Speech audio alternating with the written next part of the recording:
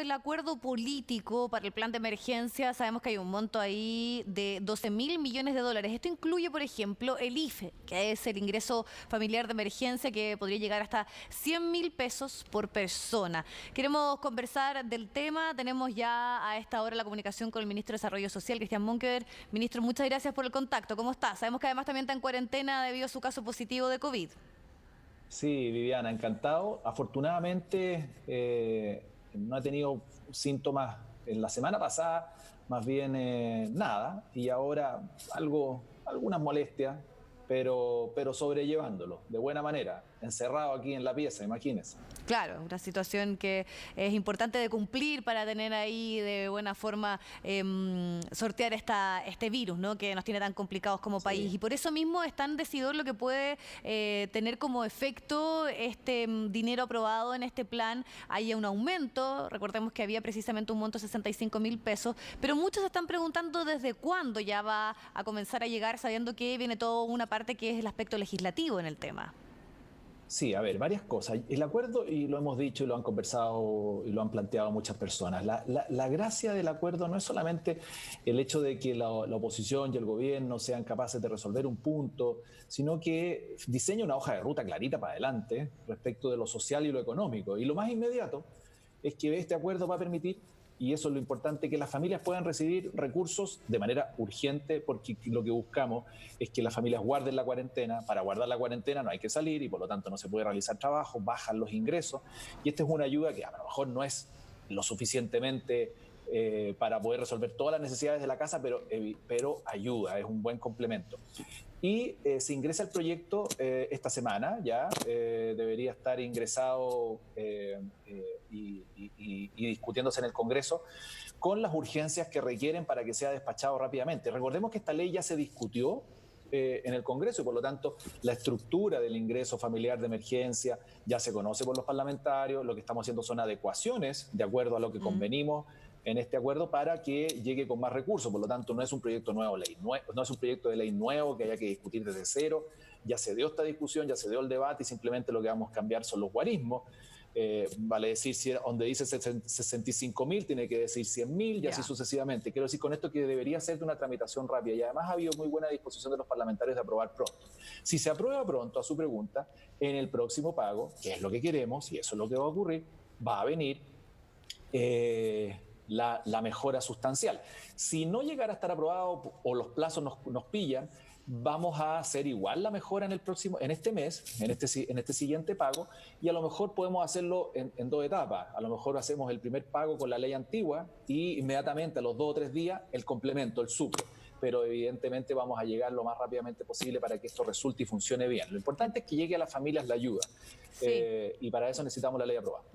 Ministro, pero ya pensando en lo que ocurría con el monto anterior, hay algunas familias que dicen que no les ha llegado. Entiendo que son quienes tienen que estar registrados en este registro, valga la redundancia, social de hogares. ¿Qué pasa con esas personas que tal vez no lo han actualizado, que no están? Y si este monto de los 100.000 pesos corresponde a los mismos que ya recibían los 65.000 o se va a extender a otros grupos también.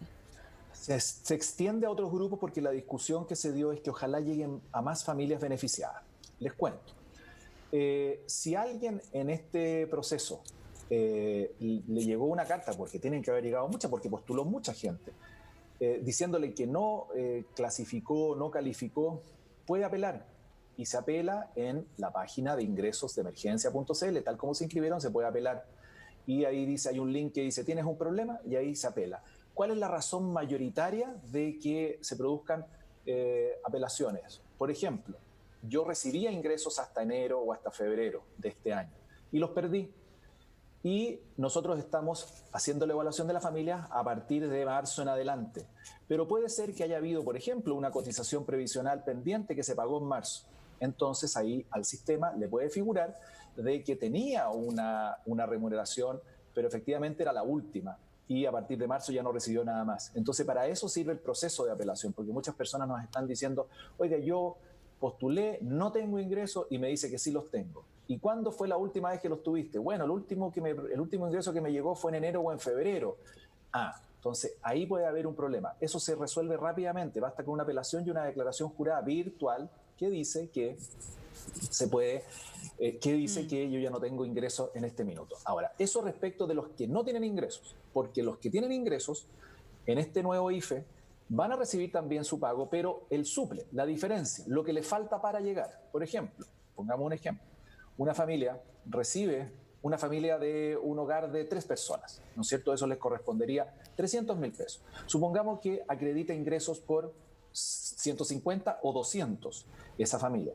Pues bien, a esa familia le va a llegar el suple para llegar, lo que falta para llegar a los 300.000 pesos. Si es de 4, como se ha puesto el ejemplo, es por 400.000. Lo mismo, si la familia está ausente de todo ingreso, puede que, o sea, va a llegarle los 400.000 pesos, Ministro, pero puede ser que falte el complemento y ese complemento es el que nosotros vamos a ir incorporando a la familia. Lo ¿y ese importante es que le llegue a todos. complemento, ministro, también corre para quienes están en este momento con el seguro de cesantía? Sí, se va a hacer compatible para el seguro de cesantía. Supongamos que el seguro, que eso fue también otra cosa que arreglamos, que no estaba. Entonces, muchas personas pueden haber postulado y no recibían respuesta por eso. Por ejemplo, un seguro de cesantía, volvemos a lo mismo, que me esté cubriendo 150, son un grupo familiar de 4 personas. El seguro de cesantía me está llegando 150.000 pesos, supongamos. Me falta para llegar a los 400, 250, ¿no es cierto? Y ahí la diferencia la cubre el IFE. Por lo tanto, es un complemento. Lo que queremos es que llegue al máximo de familias posible. La mayor cantidad de situaciones se va a dar en complemento, lo más seguro, porque todas las familias de alguna manera tienen algún tipo de ingreso, afortunadamente, y por lo tanto lo más seguro es que el IFE opere mucho en el complemento, en lo que le falta para llegar a la cifra total. Pero hay familias que efectivamente hoy día no tienen ingreso, que los perdieron completamente, las familias que trabajan, no sé, en el día, en una feria, o haciendo labores donde hay pagos días a días y donde esas labores se impidieron, sobre todo en situaciones o en regiones de cuarentena, ahí el pago va a ser completo. Claro, y en el caso del seguro de cesantía, eso incluye también a quienes están bajo la modalidad de la Ley de Protección del Empleo, porque finalmente también están haciendo uso de ese fondo, ¿no? Incluyendo también las personas que fueron finiquitadas. Claro, esa es la idea, que vaya cubriéndolos a todos. Entonces, ¿quiénes no les cubre? Quienes tienen ingresos acreditados mayores al monto del IFE. Si yo tengo, volvemos al ejemplo, un grupo familiar de 4 personas, me corresponde 400.000 pesos. Si yo estoy percibiendo ingresos en el grupo familiar hoy día acreditados sobre eso, no me va a llegar. Ya. No me va a llegar. Y eso es importante que se sepa, porque hay muchas familias que han postulado pensando que era una suerte como de bono que les llega a todos, independiente de su ingreso. No, este es un ingreso familiar de emergencia que busca complementar la renta para poder llegar a ciertos montos que entendemos no son los suficientes, pero que entendemos que ayudan al día a día en el gasto familiar. Sí, y 2 preguntas, porque puede haber gente que, por ejemplo, tengan un sueldo de 380 o 395, va a ir variando. Sí. Entiendo que ahí también se estableció un cierto mínimo que ronda los 25.000. Y otra cosa que es importante aclarar, que estamos hablando de 100.000 por persona en este ideal de 4 miembros de una familia, pero cuando ya hablamos de 5, de 6 o de 7 personas que pueden ser parte de una familia, esto va disminuyendo, ¿no?